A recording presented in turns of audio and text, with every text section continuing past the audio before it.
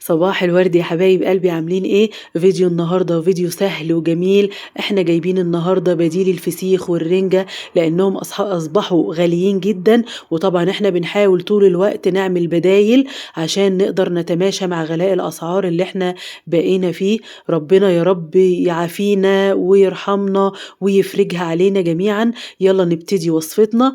بسم الله الرحمن الرحيم. اللهم اني وكلتك امري فكن لي خير وكيل ودبر لي أمري فإني لا أحسن التدبير. هنبتدي كده. أنا جبت هنا يا جماعة نص كيلو بسارية، على فكرة الكيلو ب25 جنيه، جميلة جدا ومتوفرة على طول وسعرها كويس جدا متاح للجميع. هنبتدي كده نغسلها كويس قوي قوي قوي لما تنزل كل اللي فيها وتبقى زي القشطة كده زيك.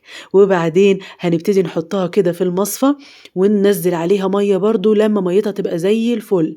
وبعدين نتأكد ان هي اتصفت قوي قوي قوي، نحطها تحت طبق تنزل كل ميتها تماما، ما يبقاش فيها نقطة مية. ولو مش واثقة ان هي نزلت ميتها، تجيبي اي قطعة قماش عندك قديمة انت مستغنية عنها، تبدأي تنشفي البسارية كويس قوي كده، طبطبي كده عليها بقطعة القماشة او ورق او مناديل المطبخ لغاية ما تتأكدي ان هي نشفت جدا.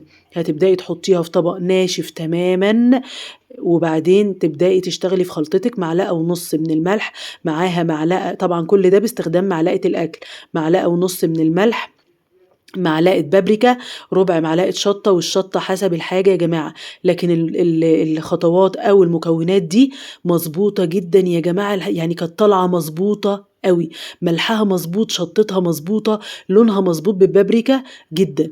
ربع كوباية من الزيت اللي انتوا شايفينه كده، ربع كوباية من الزيت، ولا اكتر ولا اقل. يا ريت يبقى زيت طعمه حلو يا جماعة، بلاش زيت التموين. معلش زيت التموين بنستخدمه في حاجات تانية، انا ما بقولش مش هنستخدمه، بس في وصفات بتبقى حساسة ويعني فبلاش عشان ما نبوظهاش. ربع كوباية من الزيت، هنبدأ نقلب كده ونحط الزيت عليها ونقلبها برضو.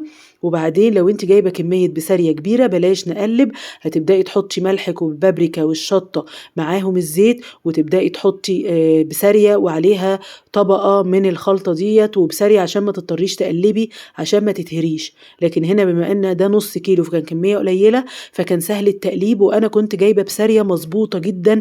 الواحدة بوحدتها يا جماعة لازم تبقى بتلمع، عينيها كده مفتوحة وجميلة، ما فيهاش اي قطعة مهرية. دي من ضمن الحاجات المهمة برضو عشان ما تتهريش معاكي وانتي بتتبليها. هنجيب كيس من اكياس التلاجة، يكون يا ريت اول استخدام، ناشف تماما ما فيهوش نقطة مية يا جماعة، ونبتدي نحط فيه البسارية بتاعتنا، وبعدين نفرغه تماما من الهواء قبل ما نقفل الكيس. تمام. عندك علبة تلاجة، هتبدأي تحطي الكيس ده في علبة التلاجة. لو ما عندكيش علبة تلاجة، هتبدأي تحطي الكيس ده جوه كيس تاني وتقفليه وتحطيه في مكان مقفول مظلم. هنا بطلع الهواء تماما يا جماعة من الكيس، ودي خطوة مهمة وتركاية مهمة، لأن الهواء ده ممكن يكون بكتيريا عليه ويبوظ لي البسارية. هنسيبها في حدود من 3-4 أيام، 5 أيام بالكتير.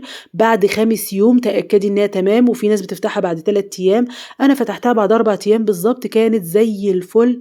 بصي مستوية، طعمها جميل، ملحها مظبوط، الواحدة لسه بوحدتها ما فيهاش أي مشكلة خالص، ما فيش قطعة فيها مهرية يا جماعة. هتعجبكم جدا، وصفة سهلة وجميلة. البسارية أصلا أكلة جميلة متوفرة في السوق، سعرها رخيص. ممكن كمان البسارية دي يا جماعة تجيبيها وتتبليها بشوية توم، شوية كمون، شوية ليمون وملح، وبعدين تروحي معفراه بشوية دقيق كده وتروحي قلياها، وتحطي جنبها شوية رز صيادية وشوية سلطة طحينة وشوية سلطة خضراء، وبالهنا والشفا. أكلة يا جماعة سعرها كويس جدا وتأكل عيلة.